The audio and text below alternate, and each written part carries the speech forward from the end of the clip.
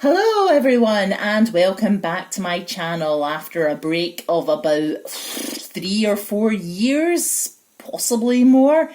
I've decided over the last few weeks that I might basically try and revive this channel a wee bit. I'm not sure how exactly, and usually you never hear my voice. There's a good reason for that. I sound horrible, I'm aware of that. But I've decided I'm going to try and push the old creative juices, if that makes sense, and try and basically do something with this channel. And I wanted to start with this. Now, I'm quite excited. I just thought I'd put this together very quickly, and I'm afraid I am improvising a bit. I apologise. I'm not always the greatest with, well, basic communication. Today I got this in the post. It's a new Blu-ray release from Arrow. It's Arrow Academy, that's their collection, and it's a new Blu-ray of Crime and Punishment, Joseph von Steinberg's film, starring my hero, if you know this channel, Peter Lorre. Now, you might think, oh, well, this is a old Blu-ray of a film that's, what, 84 years old, I'm thinking. 35 did it come out? But I'm quite excited about this because I think this is probably one of the best releases we've had of a Peter Lorre film. Well, certainly I think feature-wise it's the most exciting release since the 2011 release of M. I think it was 2011. Yep, it is. This is the one I had about that time from Eureka. This was a bit of a big deal for me as a Lorre fan anyway. I'm not sure what other fans thought, because it had a few special features that we hadn't seen before, including an English version of them, which was considered lost. Actually, a lot of people weren't even 100% sure it existed. But then in 2011 it was found, I think, by the BFI, and they re-released it, and it was an interesting little feature. So that was a good purchase. But as a Lorre fan, that was a good purchase. And there was a nice booklet. But actually there wasn't much about Peter in there. It was all Fritz Lang, and that's fair enough. I suppose that was his film, but Fritz Lang gets quite a lot of stuff about him, to be honest. And it was similar when I think Criterion released The Man Who Knew Too Much, and I think that might have been about, I want to say 5 years ago. It was quite a while ago now. And again, it was a nice cover art and whatnot, but it was all Hitchcock. And again, of course, fair enough, it's a Hitchcock film, but I always think Peter's been somewhat neglected when it comes to the special features in many of the Blu-rays and DVDs that have been released. So I was quite excited when I stumbled over this one, because there seems to be apparently quite a lot, well, a few things regarding Peter and his career. I'm not going to go too much into detail over the actual film itself. If you're a Dostoevsky fan, if you're a fan of Russian literature or world literature as a whole, you'll know that the book, the novel, is a great, fantastic study of guilt, morality, power. I have read the book. It doesn't probably sound as if I have. I have actually read it. I mean, obviously, I can't put two words together a lot of the time, but I do get that this, if you watch this, you will find it just basically overly simplified. It's a great hefty novel. It's less than an hour and a half. I think it's 89 minutes altogether. While it's not one of Joseph von Sternberg's greatest films, I think in many respects he left a lot of the actors just to get along on with it. This was just a job to him. It wasn't one of his great passion projects like most of his famous works with Marlene Dietrich. However, there are some shots that are quite lovely in it. Marion Marsh really is quite striking. It's just some of the photography around her is very striking, and actually Peter Lorre photographs really, really well in this. I seem to remember a review, actually, I think it was the Radio Times film book, describing him as looking beautiful in this. And he does look, frankly, angelic in quite a lot of the shots. There's some beautiful shots in this film. First of all, we'll have a wee quick look at the box. Now, I'm not sure about this particular picture. I think I have to say, when I saw it online, I wasn't that excited, really. I thought, oh, okay, it's not the most... I want as many people as possible to buy this, because I feel that if more people buy these films, then more older films will get released. And in this day and age, when physical media seems to be slowly dying out, from what I've heard, certain Blu-rays, I think Sony have stopped doing Blu-ray, from what I've heard. So other companies may follow suit, and that concerns me, because that means physical media will start to run out. And certainly in Britain, a lot of streaming companies are not releasing older films like this. So I'm really excited this has been released. So I want people to buy it, and I just didn't think the cover art was particularly exciting. A bit disappointed by that. I thought they might have wanted to use something like Lucia Nelson's photograph, the famous one of Peter when the fingers pointing at him, because I think that's such a great photograph. But no, they went with this one. It's better than some others I've seen, where it's just basically a still, and at least, well, Peter doesn't look like a monster in it, like some of the posters I've seen. And also, Marion Marsh looks quite... She's actually looks quite good in that photograph, and she does look like she's admiring Peter, which is good, because I don't like it when he's always seen as the monster, because I think he was a much more than that, personally. This is the cover art from the last DVD I had. Now, that maybe was too modern, but I didn't mind that. That's probably 2000s, early 2000s, to be perfectly honest. But I always like the St. Petersburg detail at the bottom. Yeah, Dostoevsky's name is spelt wrong here, so that was always a wee bit of a niggle, and the description wasn't very good. But I know I'm happy both Marion and Peter in this, because she does give a great performance, I think, in this. So I'm just going to turn it over, and as you can see, they've actually got a biography, a sort of description as to what this film's all about, because quite a lot of people don't really know this film exists. So I'll just go into a wee bit of... I'm reading it from the side, so let's see if I can actually read it. After fleeing Nazi Germany following the success of M and re-establishing himself in Britain as a villain for Alfred Hitchcock, the great Peter Lorre arrived in Hollywood in 1935. Signed to a contract with Columbia Pictures, his dream star vehicle, a big screen adaptation of Dostoevsky's most famous novel, Crime and Punishment. His choice of director, Joseph von Sternberg, already celebrated and castigated in equal measure for his 7-film collaboration with Marlene Dietrich. And then it goes into a wee bit of a description of the film. So I like the fact it actually points out that this was very much a passion project for Lorre. It also points out the fact that he was given... So I like that this little description at the top has been added. It really shows that Peter was a respected potential star at this point. This was going to be his great masterpiece, his first masterpiece in America, and he was respected enough at Columbia to basically choose his own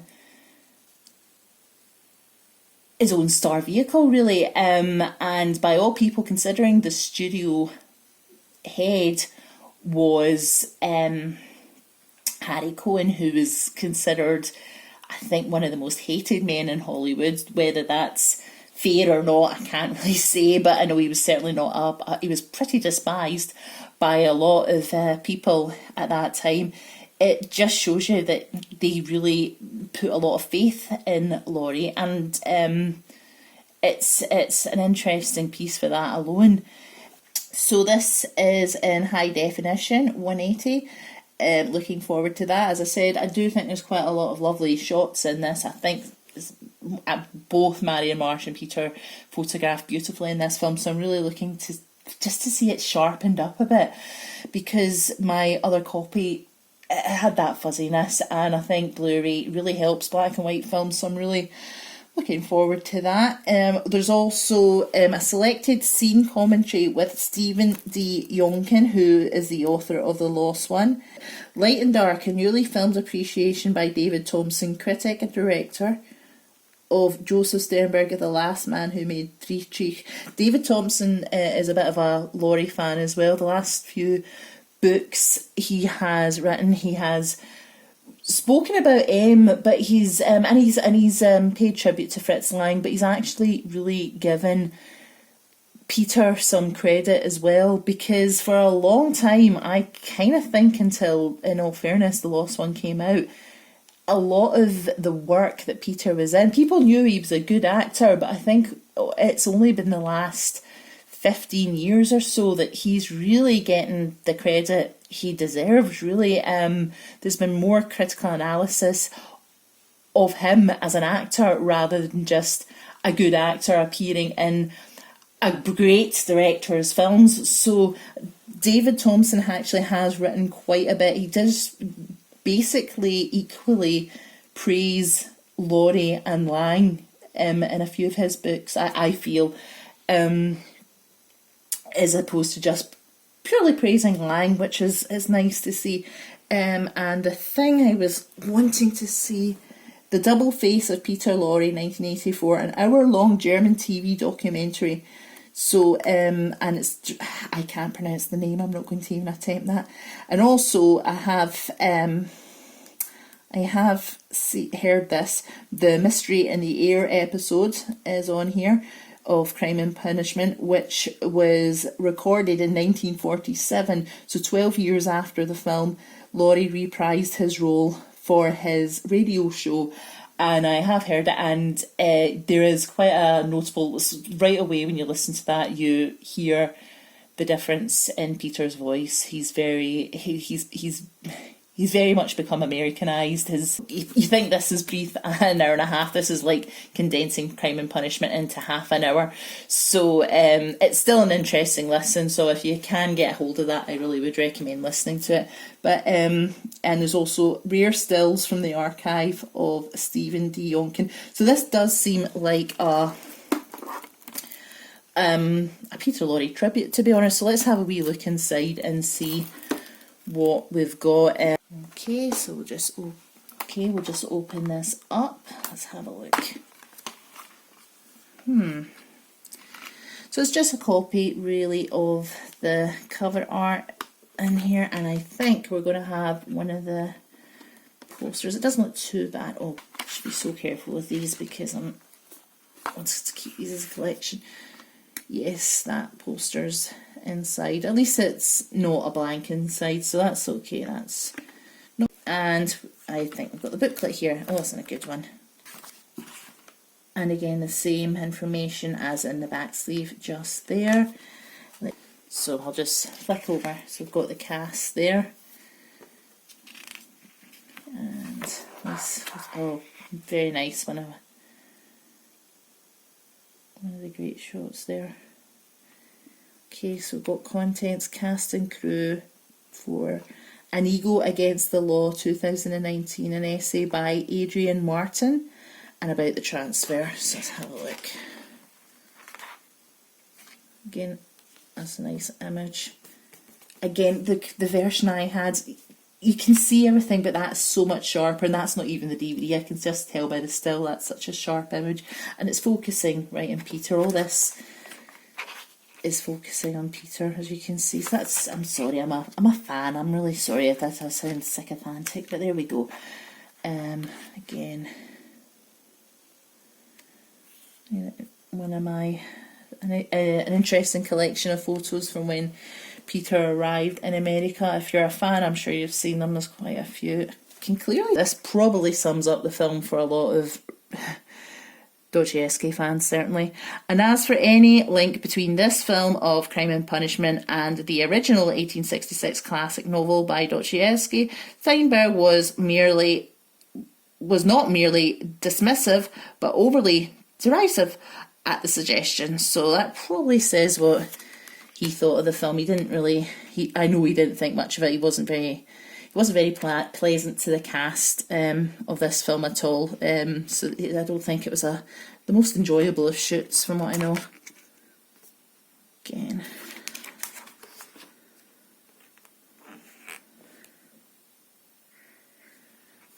Looks like quite a nice, good long essay there.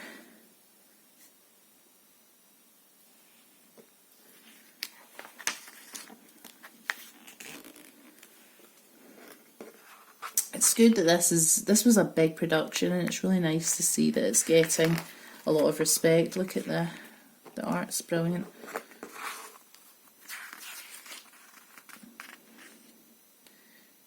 And look at that one, that's an interesting one because Edward Arnold's the main name there. Peter Lorre's not on the poster at all, and his second name. They're edging their bets there. Okay, I don't know if I've seen that one before.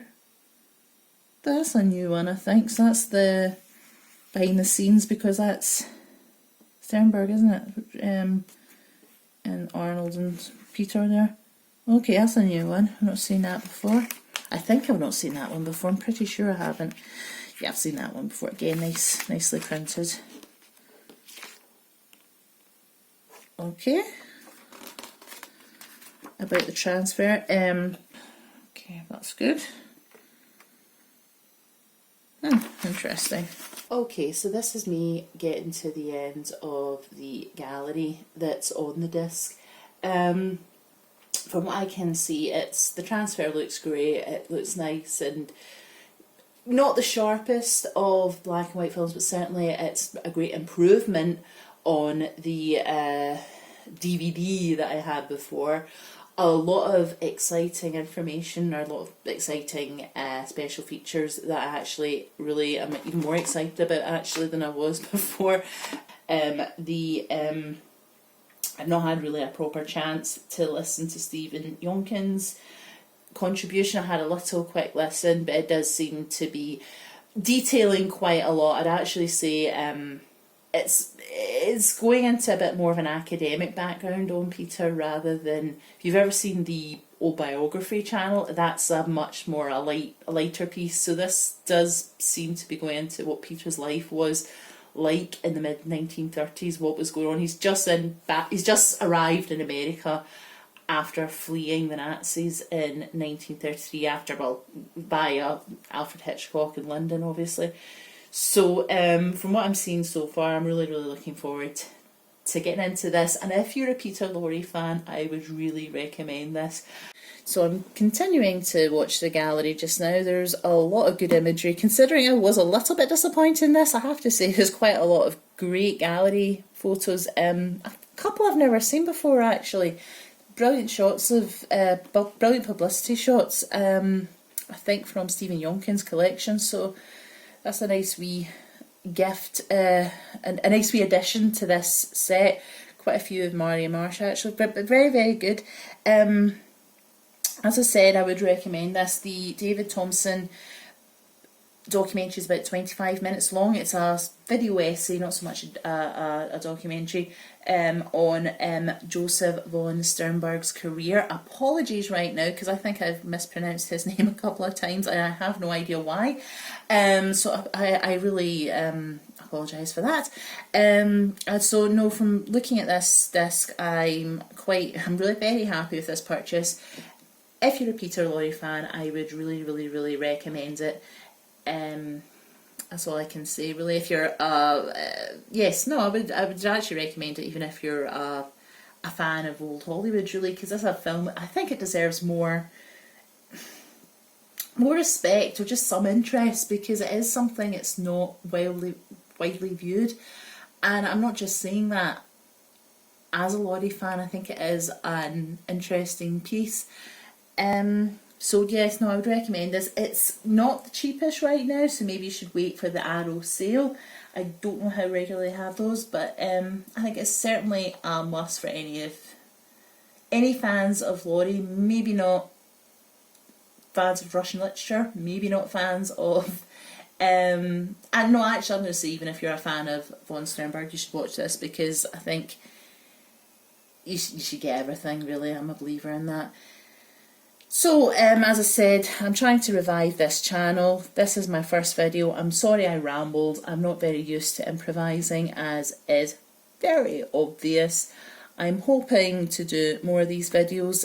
You may see me, poor you, instead of just seeing my hands occasionally. Please subscribe if you're interested in this kind of content. Apologies again, I'm not used to this. And I hope you buy this, because I do recommend it. So thank you.